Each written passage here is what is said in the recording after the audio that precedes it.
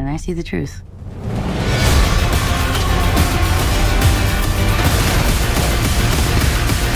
DC Studios has officially blown the roof off the comic book fandom, dropping an explosive new TV spot for Supergirl, Woman of Tomorrow, ahead of its massive theatrical rollout. While the previous marketing focused heavily on her isolation, this latest teaser treats audiences to an incredible visual milestone, the first official face-to-face meeting between Kara Zor-El and her grown-up cousin, the Man of Steel himself, Kal-El. While David Corenswet's inclusion has been a major production pipeline rumor since leaked set photos emerged, seeing the definitive ideological counterpoint between the two Kryptonian survivors changes everything for the DCU.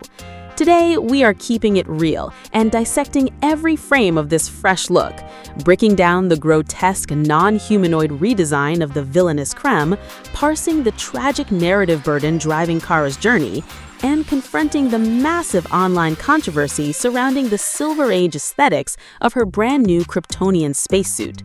The grotesque redesign, Krem of the Yellow Hills gets a punk makeover. The most jarring technical change showcased in the trailer is the extreme visual overhaul of the main antagonist, Krem of the Yellow Hills, played by Jurnee Smollett's brother, Jojo Smollett. Purists of Tom King and Bilquis Evely's acclaimed 2022 graphic novel will remember Krem as a fairly traditional humanoid medieval rogue who looked closer to a sinister Obi-Wan Kenobi. In the movie, however, the production team has pushed his design into a deeply unsettling dark metallic territory, sporting heavily pierced asymmetrical alien cartilage, jagged body modifications, and a manic psychopathic gaze. Krem looks less like a generic space pirate and more like a grim interstellar metal punk villain.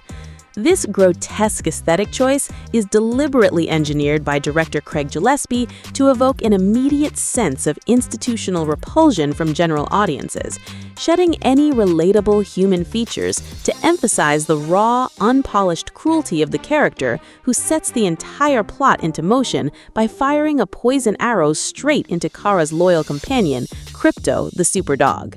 The heart of the epic, Krypto's illness and the lost purpose.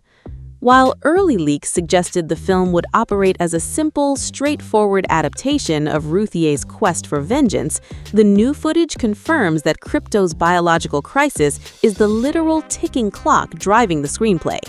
After Krem strikes the canine with a lethal, tranquilizing toxin, Krypto falls critically ill. This transforms Kara's galactic journey into a dual-layered rescue mission.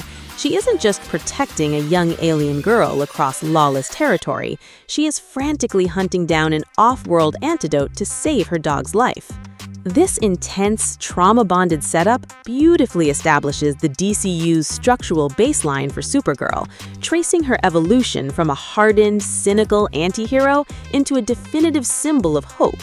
This path perfectly frames her immediate emotional friction with Clark Kent. In a poignant, standout line of dialogue lifted directly from the comics, Kara is asked how her cousin differs from her, delivering a razor-sharp truth. Superman sees the good in people. I see the truth. This thematic gap is rooted entirely in Einsteinian relativity and generational trauma. Kara Zor-El was old enough to watch Krypton physically detonate, and she was launched into the cosmos with the explicit maternal mandate to protect her infant cousin. But her spacecraft was knocked off course, navigating severe temporal dilation. By the time she finally crashed onto Earth, her infant cousin was already fully grown, fully socialized, and established as the world's premier superhero. Her life purpose was unceremoniously burned to a crisp, leaving her as a deeply jaded, detached survivor who must completely reinvent her identity in a universe that no longer requires her protection. The gift of the Crest, the return of bright comic book color.